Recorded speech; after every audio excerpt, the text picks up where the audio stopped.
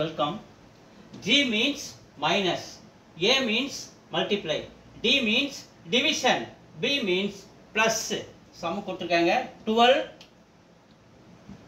A என்னதுங்க multiply 7, G என்னது minus 100, D என்னது division 5, B என்ன கொடுத்திருக்காங்க plus 17.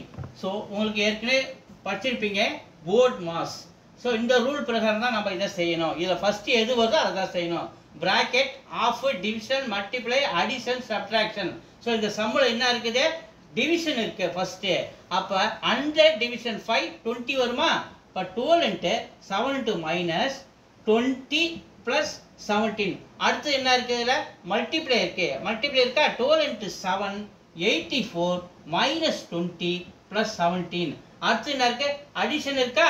அடிஷன் இதுவும் பிளஸ் இதுவும் பிளஸ் 17 84 பிளஸ் 17 பிளஸ் எல்லாம் ஒன்னாக்கும் 101 மைனஸ் 20.